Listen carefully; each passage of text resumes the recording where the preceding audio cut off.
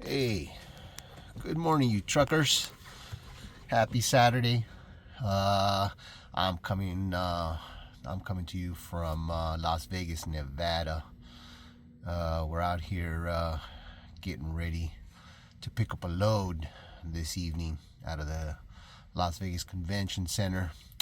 I wanted to make a video though because it's been a while. Lots been going on, and I haven't had time to do another video. But I just want to kind of let you guys know. Well, what's happened in the last few weeks. Something happened to my truck, and I'll show you guys in a little bit about what happened to my truck. Man, it just breaks my heart, but things happen in trucking. So important thing is to look at the bright side of things. We are safe. It could have been much worse. But the important thing is that we are safe, and whatever happens, man, there's always a solution. There's always a way to fix things, and I'll show you here what happened to us about a week ago or so. But I wanted to kind of continue with my story from my first video, and talk to you guys about how we acquired our own truck and became owner operators. So as I've been a truck driver for 27, 28 years now, and so for the majority of that time, I was a local driver, just because I had family at home, and I wasn't willing to be out on the road and away from my family for days or weeks on end. I know some guys out there that do it, and it's tough, but people got to do what they got to do, and so yeah, money was tight for us, raising 4 kids and all. My wife was a stay-at-home mom, so I was a single earner, but we got through it, with the grace of God. We got through it. I'm very blessed to have been able to do what we did to get through those years. But little by little, obviously kids grow up, graduate high school, go to college, move on. And so when we graduated our youngest, our son, and he went off to college, man. We dropped him off to college, and then my wife and I looked at each other, because we were at that point empty nesters. We're like, well, what do we do now? And so kind of opened up an opportunity for us, and we decided that we'd hit the road, go travel, go check out the country, things of that nature. And it didn't turn out the way we thought it was. We thought like, oh, we're going to be working, driving across the country and visiting all these cities. Well, it didn't turn out to be that way. So, we got home, and I found a company, a flatbed company, that was hiring. And I had never done flatbed work. I don't, if any of you guys ever done flatbed work, what it's like. Tarping and strapping and securing loads is very important. So went through a little bit of training, about a day's worth of training, just to kind of get down the securement of freight and stuff like that. And the hardest part was tarping, man. If anybody's ever tarped, you guys know what I'm talking about, man. And we had 8-foot tarps, so these suckers are heavy. But they hired me, and I went to work, and I remember that this was a family-owned flatbed company. Very nice family. The owner was very gracious, and I asked if my wife could come with me. She didn't have a license at that time, and we had 2 little dogs.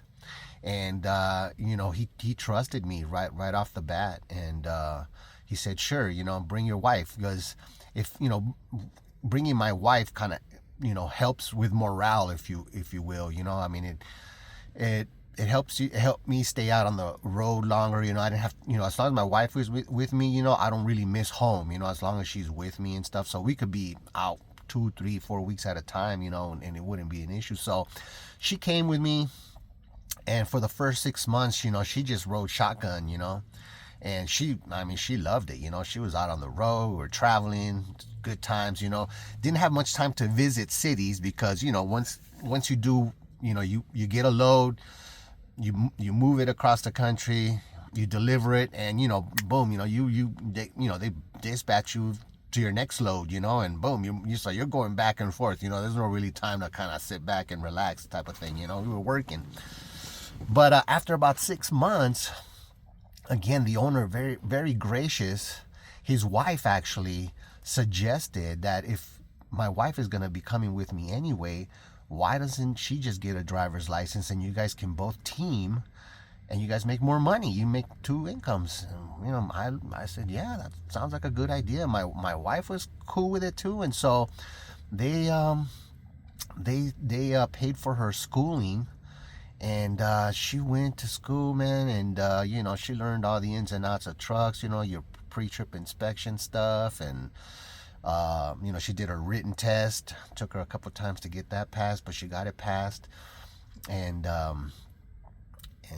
then she went in one day and she thought she was just gonna get like another lesson and stuff, but in reality they put her behind the wheel, and this truck driving school, I guess, had the authority to basically pass you and award you your class A. So she was just driving thinking she was just doing some behind the wheel practice. By the time she got back to the yard, she found out that, yeah, go to the DMV and go get your A class license. They had passed her. So that was it, man. She got her, that's how she got her license, man. She went in there and got her CDL. And the first few weeks, obviously it's a little nerve-wracking. I couldn't go to sleep or in my sleeper. I had to, even though she was a CDL licensed driver, she didn't have much experience, so it takes a little bit of time, to trust anybody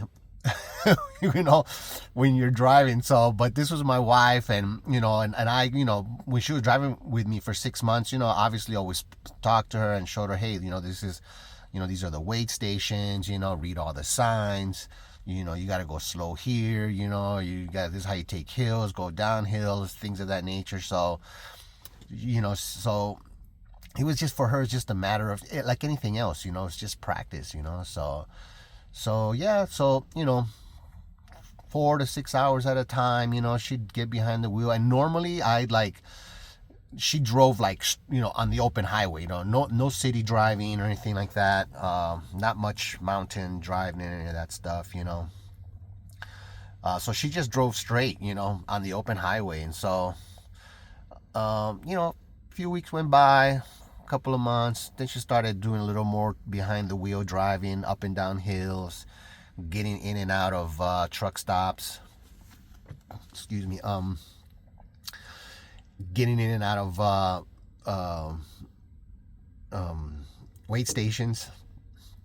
And eventually she got pulled in one time for a level 1 inspection. She got really nervous and stuff about that, but everything turned out good. Our truck, or the equipment that we were driving and stuff, was fairly new and stuff, so it was a breeze, man.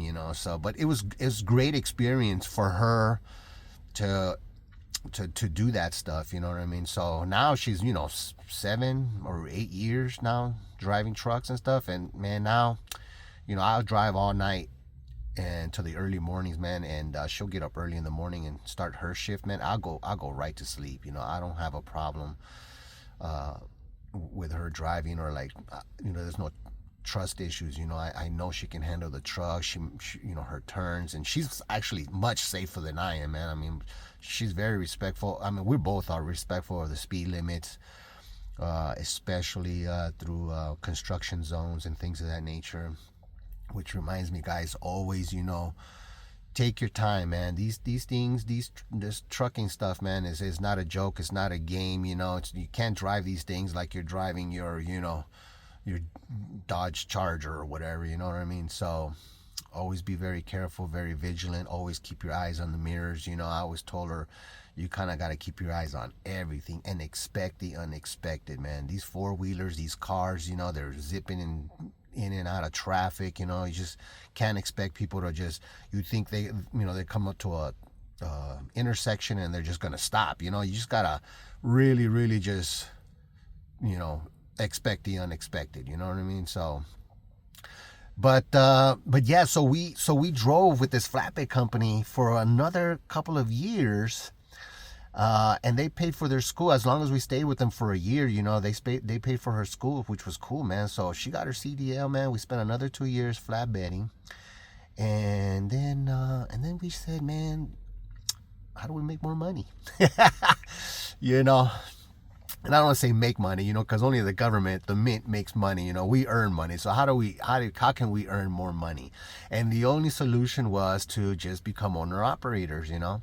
And so for me personally, man, I was like, oh man, can we afford that? Can we afford a truck payment, insurance, maintenance, tires, everything that goes into trucking, plus, all our personal expenses, our mortgage, bills, all our personal bills and stuff like that. So I was like, man, I don't know, a lot of doubt, um, doubt, what do they call it? Doubt, uncertainty, So, but she kept pushing me, man, and that's the one thing about my wife that I love so much, man. She pushes me to do things that normally I wouldn't do, man. So she kept bugging me.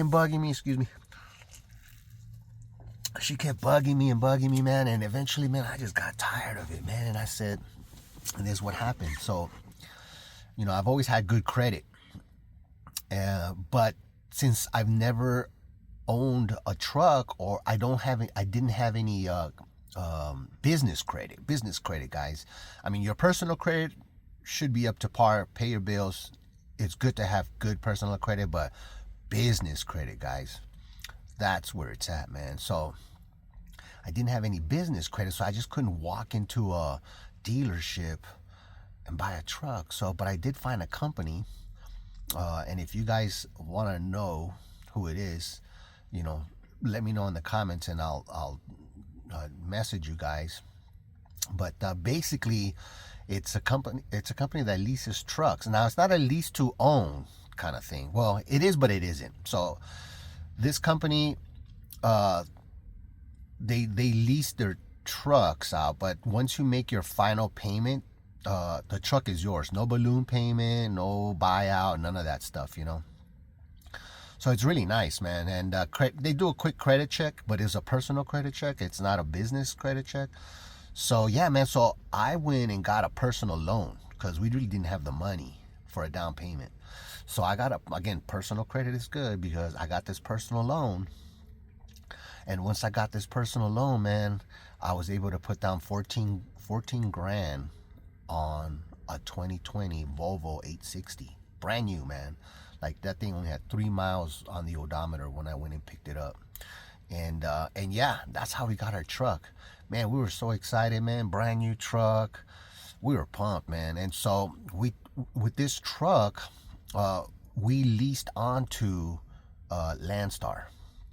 Now, some people love Landstar, some people hate Landstar. But for me personally, for us, they've been great. As long as you guys stay in compliance, man, they let you do your thing. You know what I mean? They let you come and go. Pick up the loads you want, do the routes you want. They really don't. They don't really. They just want you to stay in compliance. That's the only reason they would call you or remind you, that there's an inspection due or whatever, and I can talk to you guys more about that if you'd like. Just let me know. But so we got leased on. We did our orientation, and so funny story.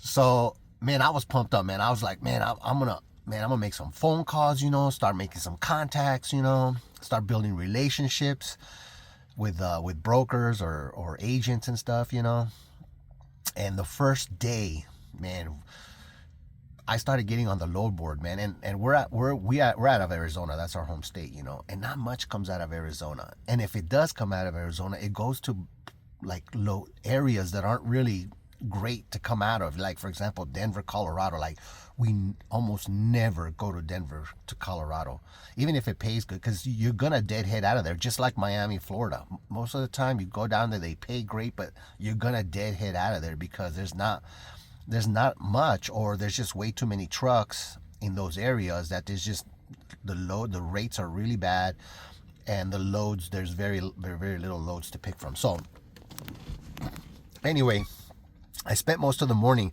looking through the load board and making some phone calls, and nothing came up, man. It was like 11 o'clock in the morning, I remember, and I said, okay, man, I told my wife, I said, let me shower up and we get ready, and let's just go to the truck and get loaded in, So I think by the afternoon we should be able to book something, our first load, So we did that. We got loaded in, and sure enough, man, 1, 2 o'clock, 3 o'clock, man, I couldn't, man, my heart sank, man, because here I am, brand new truck.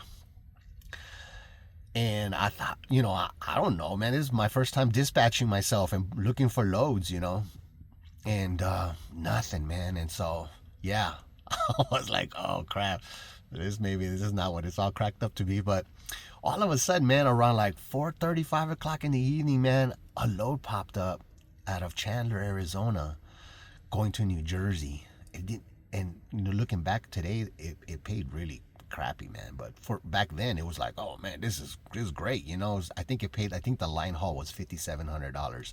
Probably would never do that today, but it was like $5,700, and I booked it, first load, and I went and picked it up, and it was just one pallet. it was just one pallet going to New Jersey.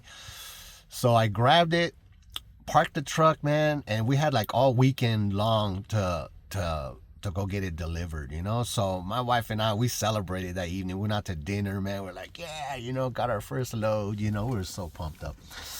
So anyway, yeah, man, went to New Jersey, dropped that off, picked something up, and headed back to Arizona. I think we did about, I don't know, maybe like around between the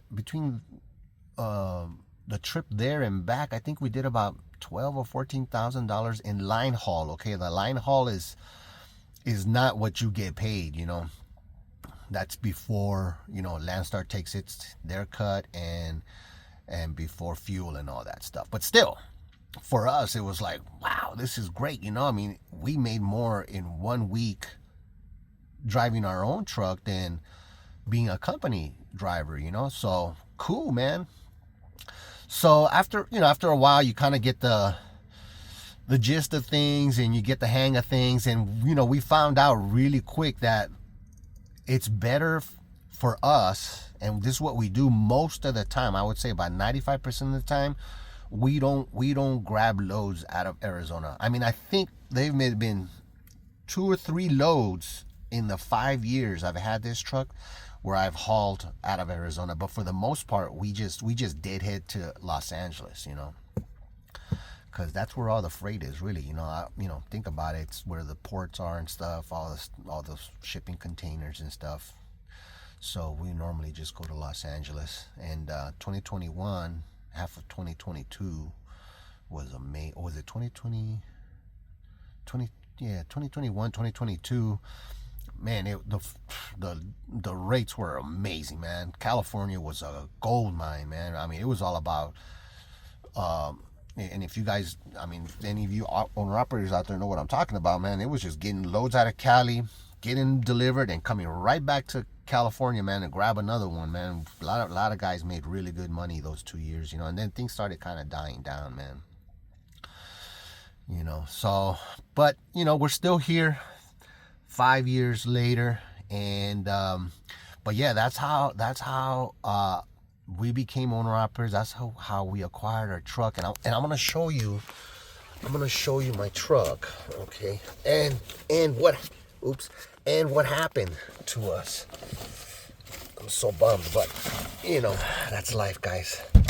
So let me come outside here really quick, flip this camera around, and yeah, this is it. I don't know if I can, oh, sorry guys.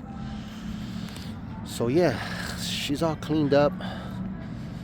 You know, not bad for a 5-year-old truck, man. You know, try to keep her nice and clean.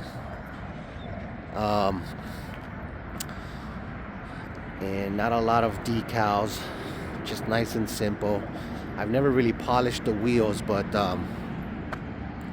they look great, you know. Got some fresh rubber. There's, you know, my tires are always in really nice shape, you know. Make sure they got a lot of rubber on them. But yeah, this trailer is a 2023. We just got this about a year and a half ago or so. And that's another thing, you know. I mean, get your equipment, guys. Whenever you make money, invest in some assets, okay? Invest in your business.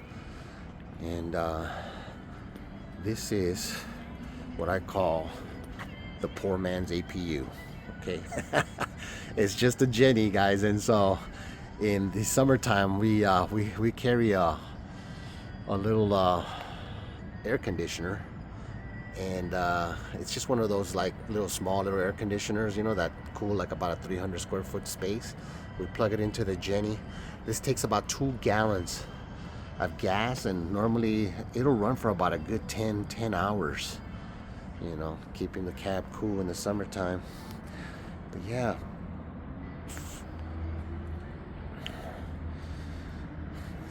that's her right here. And then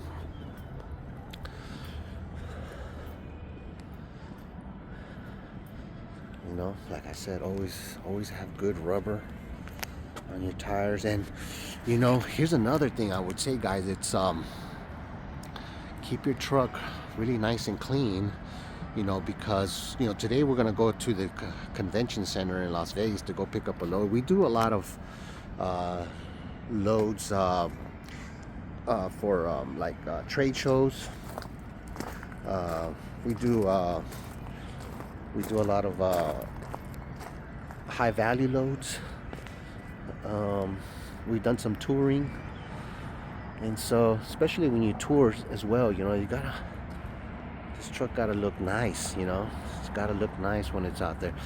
I got load bars inside. I got a bunch of straps. I got lights inside the trailer, so it looks, you know, really nice. And I'm gonna show you what happened to us about a week or so ago, because you know, look at it's a beautiful truck. And then all of a sudden, man, we were in New Jersey, and we were parked up at a TA, and the parking spots were a little tight, and I should have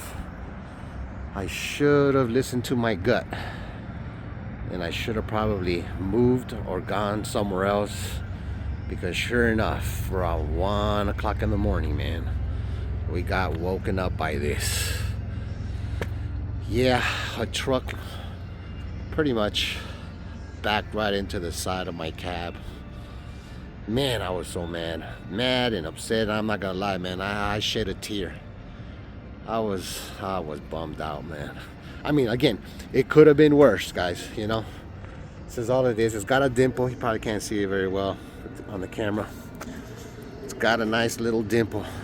So I'm not sure how you would go about fixing this, man. I don't know if they take another piece and replace that, or if they just, you know, pull that out and then bondo it and paint it again. I don't know. If you guys know, if anybody is a body man out there or knows a body man, how to get this fixed, man. You know, he could have torn all of this up, man. He could have. I mean, he kind of dug into it a little bit there, but he could have ripped all that stuff, and it could have just been much worse. He could have knocked out my mirror, my whole front end. And I've seen the horror stories, man, where the whole front end is just torn right off. But no, we're still working. And yeah, obviously that can be fixed.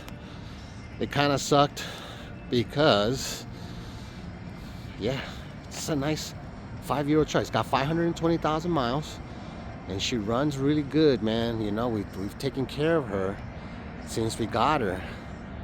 And always do our oil changes and preventive maintenance. You know, pretty soon what I'm gonna do is I'm gonna replace like the upper and lower radiator hoses, just because I've never replaced them before. They don't look bad. They don't, I mean, but you know, they could look perfectly fine and they just all of a sudden just burst, you know what I mean? So in order to prevent a breakdown, especially when I'm under load, you don't want to break down. So yeah, I'm gonna replace those, and maybe the serpentine belt while I'm at it.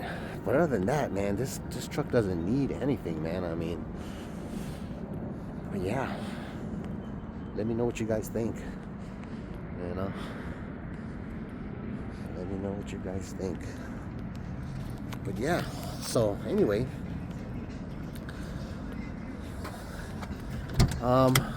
yeah, that's what I wanted to show you guys and update you guys on what happened. Like I said, it kind of sucks, but that's life on the road. I got over it. It hurt a little bit, but you know, what are you gonna do? Like I said, those things can be fixed, and hopefully we can get it fixed. We gotta run a little bit more. We gotta take this load from here from Vegas, getting down to San Diego, and then Sunday afternoon we gotta go to LAX, pick up another load, and that takes us back to Arizona. And yeah, maybe I hit you guys up again.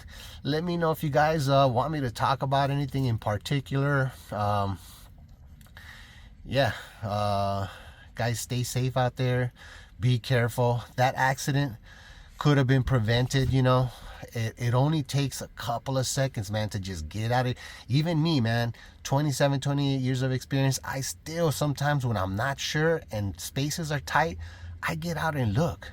It was cold, man, out there in New Jersey. But either way, man, it takes 2 seconds to come out and just look. Just look. Or knock on somebody's door. I mean, I wouldn't have mind getting up, putting some clothes on, putting a jacket on, and helping the guy, you know, because some guys are tired or they're running out of hours, you know. And I don't mind helping, you know. But I was asleep, you know. So nobody knocked on my door. Nobody asked for help. And stuff happens. So ask for help, guys. Believe me, there's a lot of guys out there that have been in your shoes, have started driving as well. They started somewhere, and they all understand, you know, backing up is one of those skills, man, that takes some time to get a handle. My wife, 7 years, you know, she's just now starting to learn how to back up. You know, she can back up, but you know, she doesn't trust herself backing into between two trucks, you know. So yeah, so ask for help. Get out and look, guys. Stay safe, stay warm. You know, I think it's still pretty cold out there. It wasn't as cold as it was about a week or so ago, but it's nice out here, man. It's about 45 degrees this morning. I'm sure it's gonna get up to around the mid 50s, maybe lower 60s, but it's beautiful out here in Vegas right now. We're gonna try and stay in the Southwest for a little while and see what happens, man. I'll keep you guys posted on where we're at and where we're going next. Maybe I'll shoot a video. I'm gonna shoot another video maybe when I get to Arizona. I got something to do on this truck. I got a little air leak. It's not severe, it's not really bad, but it's a little air line that I need to replace a fitting, and I got it right here. So I'll show you a little more about that, and you know how important it is to always carry, you know, some basic tools. But yeah, hit me up, let me know if you guys have any questions, you know, on self-dispatch, booking loads, getting a truck, you know, what company we acquired our truck from, things of that nature, man. It's all possible, guys. You guys, anybody can do this, man. I'm not the smartest guy in the world by no means, man. And I'm never going to pretend like I know everything, but you know, you just, it's a risk you take, but you know, I say no risk it, no biscuit, you guys. So I'm so happy that we did get our own truck and we became owner operators. You know, at first I had fear and doubt, but now I almost kicked myself for not doing it earlier or sooner. So anyway, guys, again, be safe, and we'll talk to you guys on the next one, man. Thanks for watching. All right. Goodbye.